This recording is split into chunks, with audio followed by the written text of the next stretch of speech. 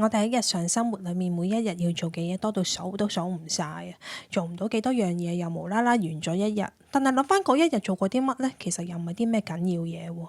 無論你係主婦又好，打工仔又好，學生哥都好啦，我諗你哋都會有試過咁嘅諗法。日日都咁努力去生活，但係都唔知道自己咁努力為乜，之後就懷疑人生啦，唔知道自己會唔會成世都係咁啊，有一種俾人困住嘅感覺。簡單啲嚟講啦，就係自己主動悟到自己嘅人生，生活得唔自由。今集我會話俾大家聽，點解你哋會有呢一種感覺？點解記錄同我哋人生有關係呢？點樣可以運用記錄呢一個工具嚟幫助我哋主導翻自己嘅人生，揾翻自由？事不宜遲，即刻開始今集嘅內容。用最低嘅門檻創造無限可能性。大家好，我係舒淇 Mavis。今集同大家講嘅係《巨人的筆記》第2章：自由。倘若你想突破極限，就記錄慾望吧。作者金奕雄。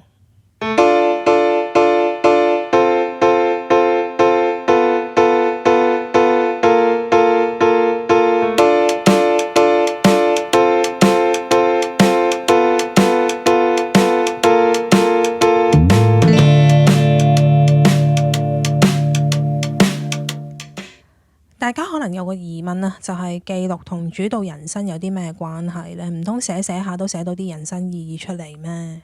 我哋試想像一下，依家喺一間好亂嘅房裏面，要你即刻揾一本書出嚟，你估你揾唔揾到啊？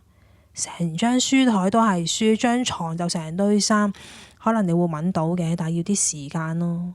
但係如果你間房係好整齊嘅話，其實根本都唔使嘥時間去揾㗎，你就已經可以拎到本書出嚟。其實呢一樣嘢就同記錄嘅原理一樣，因為我哋個腦啊成日都有好多唔同嘅諗法出嚟，一時又呢樣，一時又嗰樣，一時又諗下呢一樣，一時又諗下嗰一樣，其實係好雜亂㗎。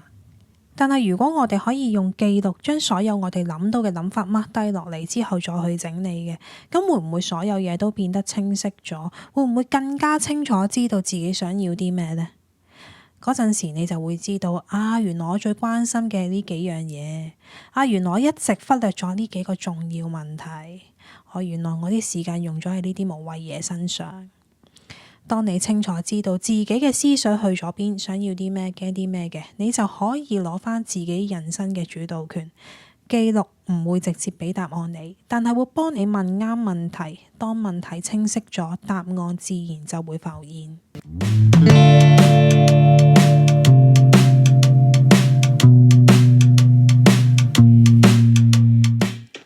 我哋想要解決個問題，咁一定要有個根本去着手嘅，即係話我哋要先搞清楚點解你會覺得唔自由，又或者有空虛感呢一樣嘢先。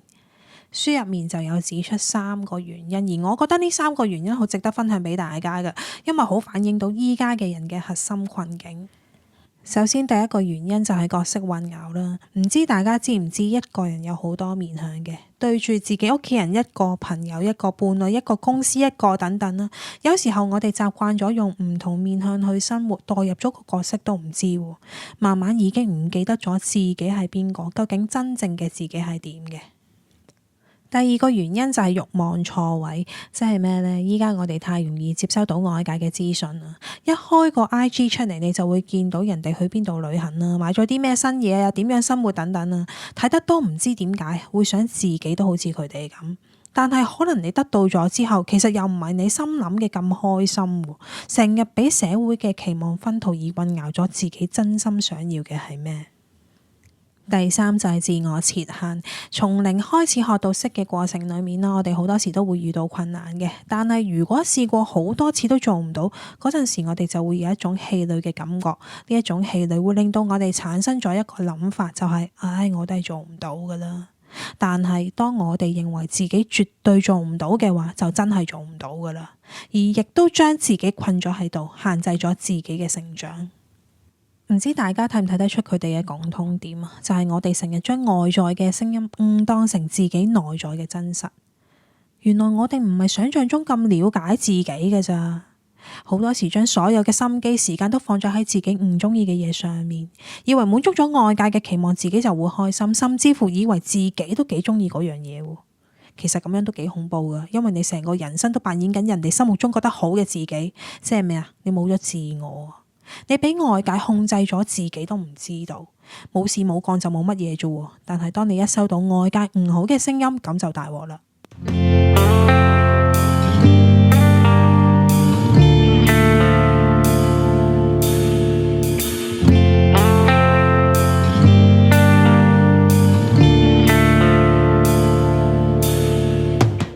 咁應該點樣去攞翻人生主導權呢？我哋可以運用記錄嚟幫手。首先，我哋要揾翻自己嘅主體先啦。咩係人生主體啊？即係指一個人可以擺脫外在嘅期望、社會嘅規範同埋慣性嘅生活模式，根據翻自己內心真正嘅渴望、價值觀同埋信念，去主導同埋創造翻自己人生嘅一個狀態。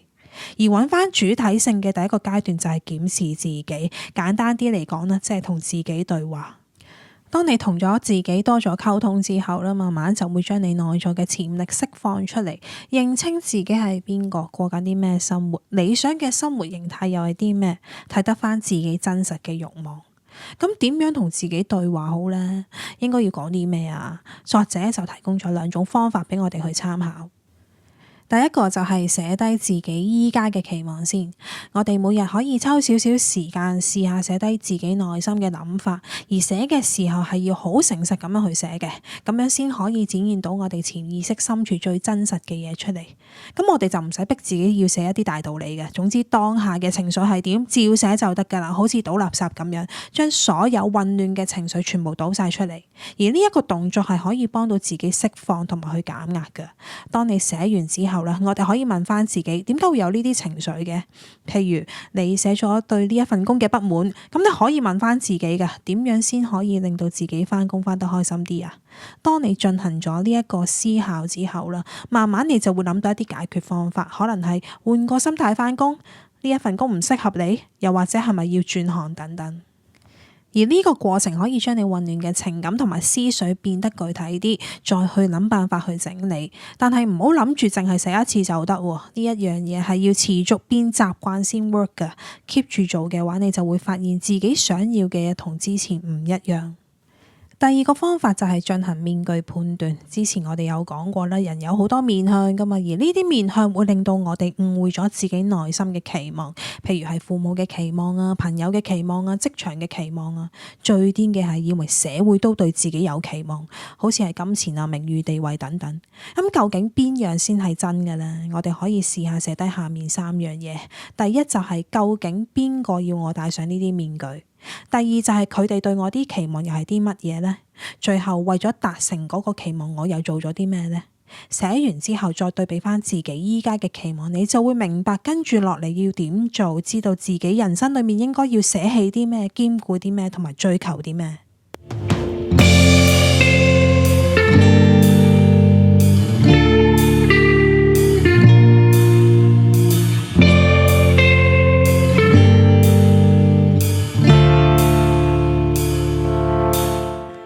講到人生主體啦，工作應該都算係佔我哋人生頭幾位㗎啦。咁而你依家對自己份工有啲咩感覺嘅呢？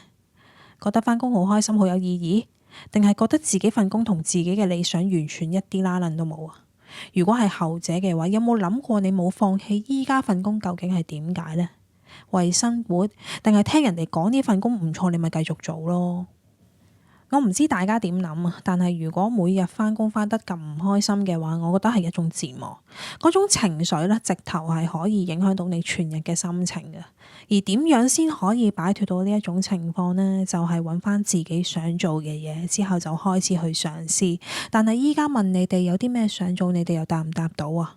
唔知嘅話，咁應該點揾呢？作者喺書裡面提供咗4個步驟俾我哋。第一個步驟就係揾翻自己做呢一份工嘅原因。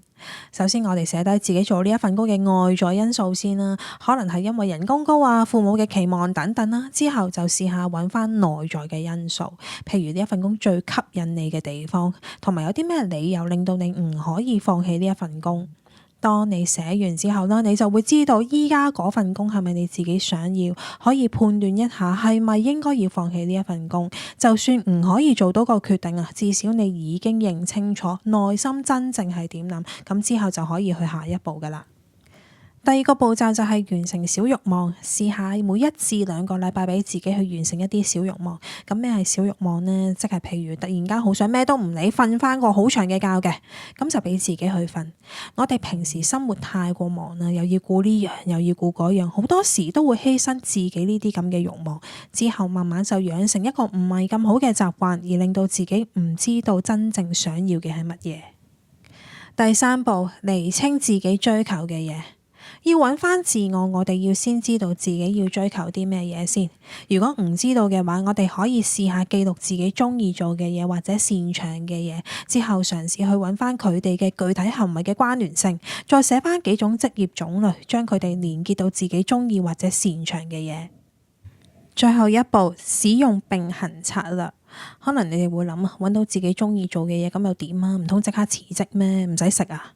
有陣時呢啲嘢就唔係得黑同白嘅。如果依家未可以做到即刻辭職呢一樣嘢，我哋都可以一邊做住先，另一邊抽啲時間去發展自己嘅副業，同時兼顧呢2樣嘢。人如果冇咗夢想呢，就好似鹹魚咁噶啦。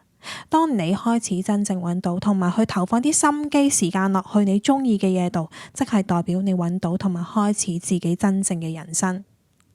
今日就講咗幾種方法，點樣可以運用記錄去幫助自己主導翻自己嘅人生。